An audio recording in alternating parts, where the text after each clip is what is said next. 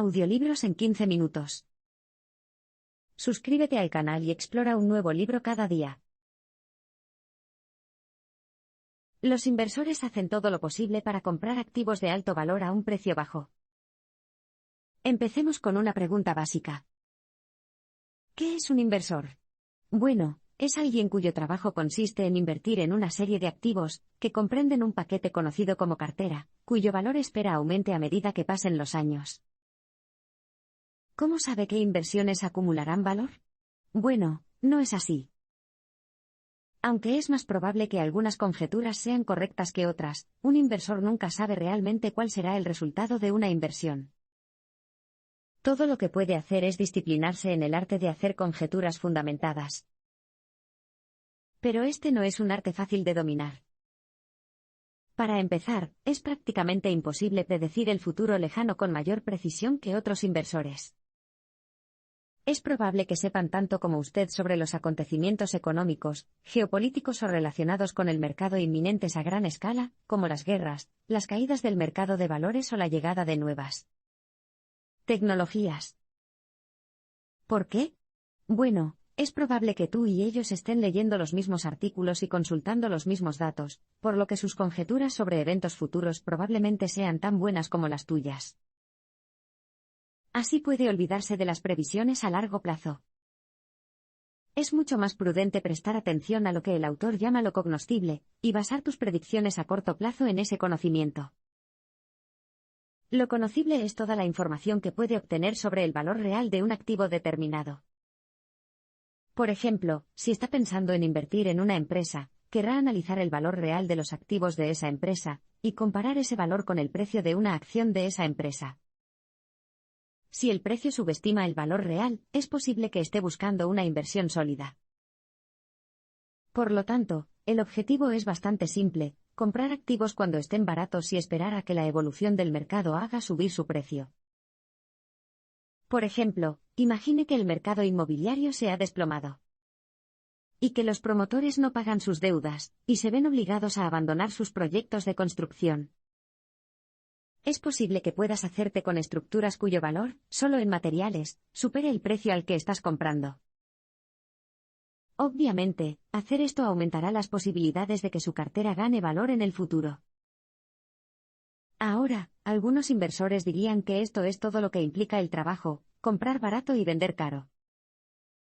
Sin embargo, el autor sostiene que el inversor superior debería considerar, y a menudo lo hace, un tercer componente: los ciclos financieros.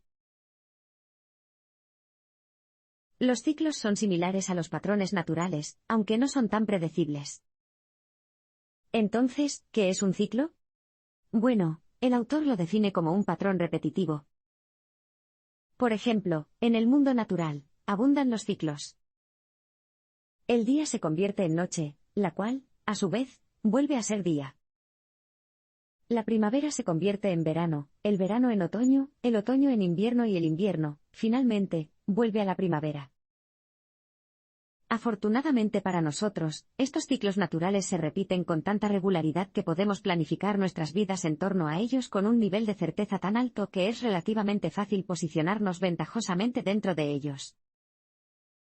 Los ciclos seguidos por los mercados y las economías no son tan predecibles como la puesta del sol o el cambio de las estaciones.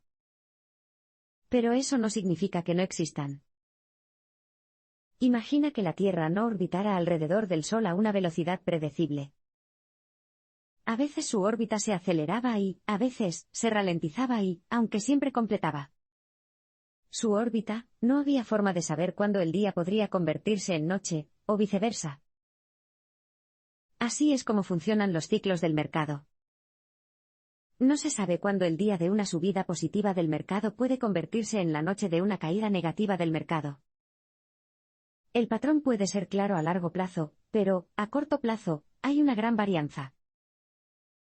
Por lo tanto, no podemos hablar de los ciclos económicos y de mercado en términos de certezas.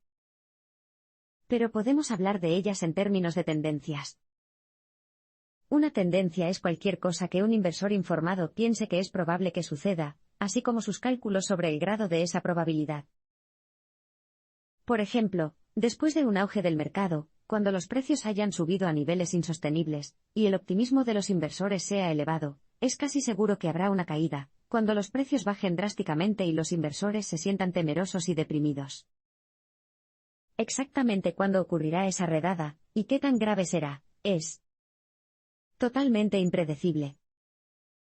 Pero eso no significa que un inversor, cuando se enfrenta a una burbuja, no pueda situar su cartera para anticipar la caída. Lo que exploraremos en el próximo parpadeo es cómo se desarrolla exactamente el ciclo de auge y caída. Los mercados tienen ciclos diferentes a largo plazo que a corto plazo. Entonces, ¿cómo suelen actuar los ciclos del mercado? Bueno, podemos decir de la ciclicidad financiera lo que se dice que Mark Twain dijo de la historia: no se repite, pero sí rima. En otras palabras, no hay dos ciclos que se desarrollen exactamente de la misma manera, pero todos tienden a seguir el mismo patrón repetitivo.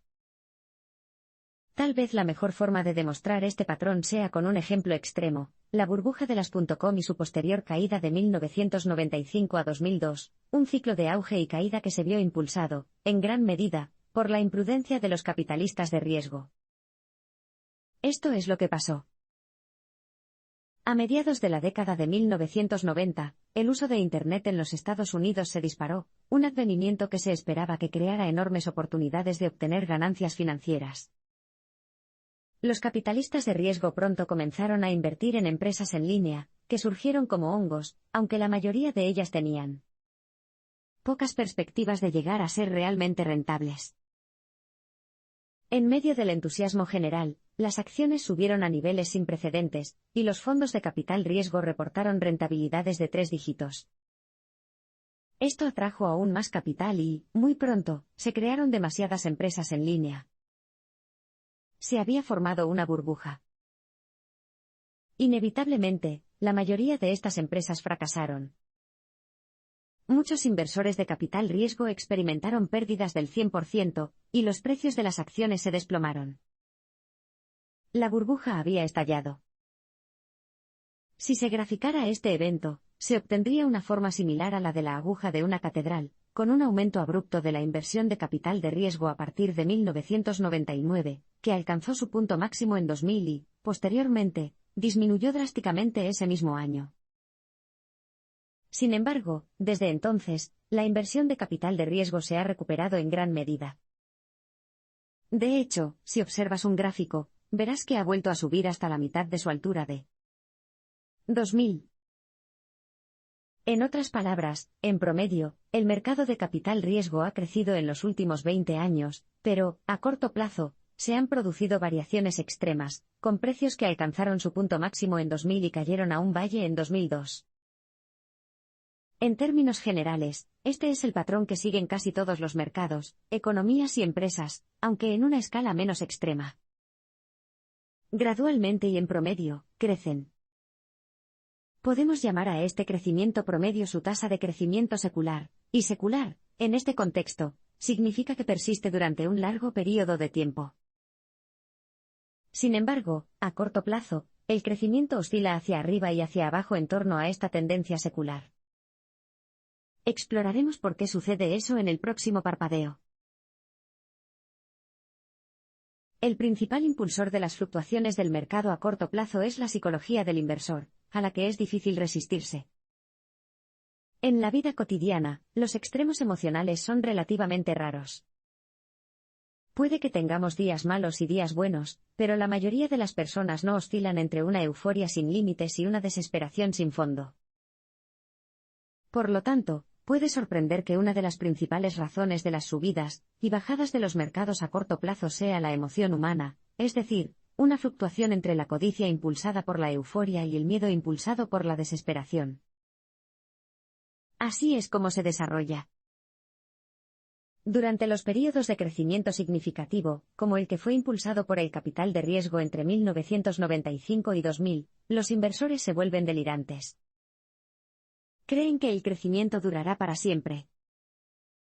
Ya sea que son demasiado jóvenes para recordar los ciclos anteriores o tienen demasiada confianza en el potencial de un nuevo mercado, tienden a ignorar el patrón de picos y valles de los ciclos anteriores y afirman eufóricamente que, esta vez, será diferente. Esta euforia luego se extiende, lo que lleva a otros inversores a comprar. Es posible que los precios ya superen con creces la cantidad razonable que representa la tendencia secular, pero, ya sea por miedo a perderse un auge o por desconocer la posibilidad de una caída, los inversores siguen uniéndose. Entonces, en algún momento, el miedo comienza a apoderarse. Los inversores se dan cuenta de que los precios pueden haber subido demasiado y que podrían caer pronto. Luego comienzan a vender, lo que hace que los precios bajen, lo que hace que otros inversores pierdan la fe, hasta que todos venden y los precios caen por debajo de la tendencia secular. Es extremadamente difícil resistirse a la mentalidad de rebaño que genera un mercado en auge. Incluso Isaac Newton, a menudo aclamado como uno de los genios más importantes de todos los tiempos, no pudo hacerlo. En enero de 1720, Newton se desempeñaba como maestro de la Casa de la Moneda de Inglaterra, así que no era que no estuviera familiarizado con las finanzas. En ese momento, las acciones de la Compañía del Mar del Sur se situaban en 128 libras esterlinas. Pero luego el precio empezó a subir.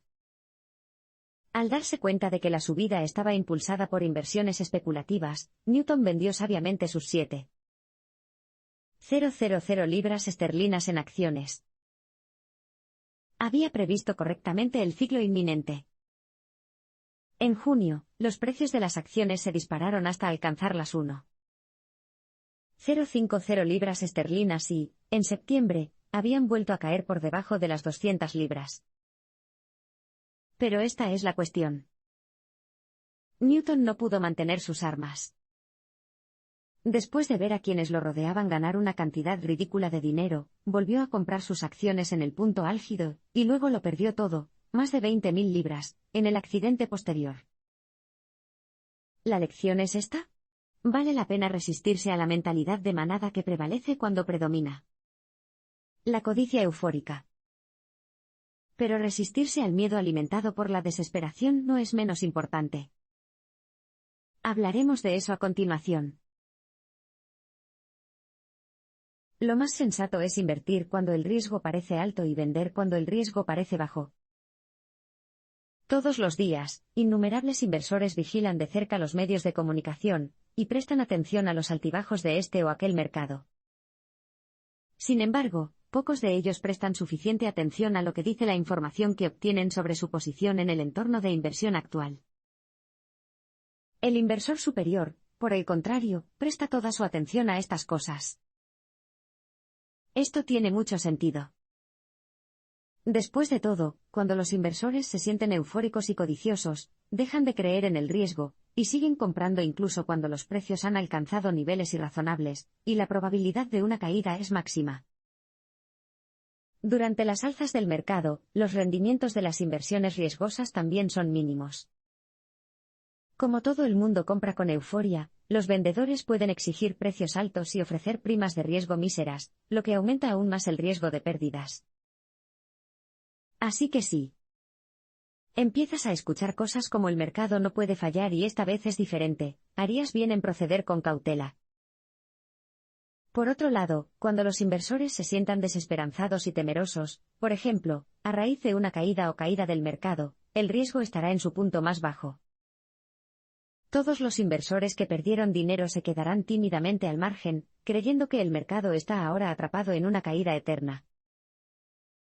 Pero es en este punto cuando las primas de riesgo, y la probabilidad de un repunte del mercado son más altas. En pocas palabras, es más riesgoso invertir cuando generalmente se piensa que la inversión está libre de riesgos, y es menos riesgosa cuando generalmente se piensa que la inversión es de alto riesgo. El autor se aprovechó de esta verdad en 2010. Tras la crisis financiera de 2007-2008, la construcción de viviendas prácticamente se paralizó. De hecho, en 2010, la construcción de viviendas en Estados Unidos fue la más baja desde 1945, cuando la Segunda Guerra Mundial deprimió gravemente el mercado inmobiliario. Sin embargo, la población en 2010 era considerablemente mayor que en 1945, y es la población la que genera la demanda de vivienda a largo plazo. Así que la cifra clave fue la relación entre viviendas iniciadas y población, y esa cifra en 2010 fue aproximadamente la mitad del nivel de 1945. En lenguaje sencillo, el mercado inmobiliario estaba muy deprimido, pero el nivel de la población básicamente garantizaba que la demanda de viviendas aumentaría. Por lo tanto, a pesar de la opinión generalizada de que el mercado inmobiliario nunca se recuperaría, el autor y sus colegas compraron la mayor empresa privada de construcción de viviendas de Norteamérica, una inversión que ha dado sus frutos con creces. El crecimiento económico a largo plazo está impulsado por la cantidad de horas trabajadas y la productividad por hora de trabajo. Ahora tiene una idea general de los ciclos de mercado a corto plazo, y de los beneficios potenciales de prestar atención a su posición dentro de ellos. Pero, ¿qué pasa con esa tendencia secular subyacente? Si la tasa de crecimiento secular es siempre positiva, ¿no podrías simplemente invertir y dejar que tu dinero se quede ahí, permitiendo que los ciclos de corto plazo se anulen entre sí mientras te beneficias del crecimiento gradual de la tendencia secular? Bueno, esta es la cuestión. La tendencia secular también pasa por ciclos, aunque tardan mucho más en desarrollarse. Esto queda claro cuando observamos la tendencia secular del Producto Interno Bruto, PIB, en los Estados Unidos.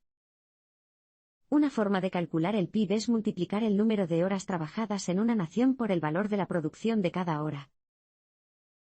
Esto significa que hay dos formas principales en las que una nación puede aumentar su PIB, aumentando el número de horas trabajadas o aumentando el nivel de productividad por hora.